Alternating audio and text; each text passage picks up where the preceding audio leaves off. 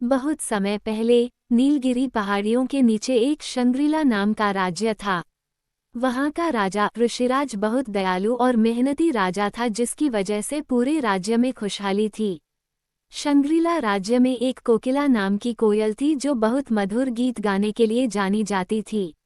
नीलगिरी पहाड़ी के दूसरी तरफ दूसरा राज्य था जिसका नाम डोंगरीला था। डोंगरीला राज्य शंग्रीला के बिल्कुल विपरीत राज्य था। वह का राजा जगतगुरु बहुत ही स्वार्थी और ईर्ष्यालु राजा था। एक बार जगतगुरु शंग्रीला से होकर गुजरा और वहां की रौनक देखकर प्रसन्न हो गया। वापस आने के बाद जगतगुरु ने अपने प्रधानमंत्री ज्ञानदीप को बुलाया और शंग्रीला की खुशहाली का राज पता करने को कहा। ज्ञानदीप ने 10 दिन तक शंग्रीला का भ्रमण किया और वापस आकर जगतगुरु को बताया कि शंग्रीला की खुशहाली का राज एक कोयल है जो दिन रात सुरीला गाना गाती है। ये सुनकर जगतगुरु सोचने लगा कि किस तरह उस कोयल को हासिल किया जाए। वो युद्ध नहीं कर सकता था क्योंकि शंग्रीला की सेना बहुत ताकतवर थी। इसलिए उसने एक चाल सोची। जगतगुरु एक साधु बनकर शंग्रीला के राजा ऋषि राज के महल में गया।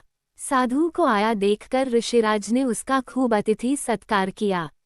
अगले दिन वापस आने से पहले साधु के भेष में जगतगुरु ने ऋषिराज से कुछ दिनों के लिए कोकिला को अपने साथ ले जाने की इच्छा प्रकट की। ऋषिराज को कोकिला देने की बिल्कुल इच्छा नहीं थी, पर साधु को मन करना उन्हें ठीक नहीं लगा और उन्होंने कोकिला को जगतगुरु के साथ जाने दिया।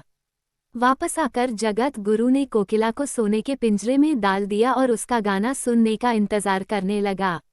1 महीने बीता पर कोकिला के कंठ से आवाज नहीं निकली। जगतगुरु इसका समाधान पूछने अपने राज्य के एक तपस्वी प्रशांत बाबा के पास गया।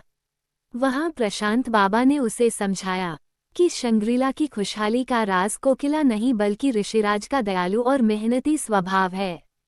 प्रशांत बाबा ने जगतगुरु से अपने स्वार्थी स्वभाव को छोड़कर कोकिला को वापस लौटाने की सलाह दी। जगतगुरु ने प्रशांत बाबा की बात मानी और कोकिला को ऋषिराज को वापस लौटा दिया। कुछ दिन बाद डोंगरीला भी समृद्ध और खुशहाल राज्य बन गया।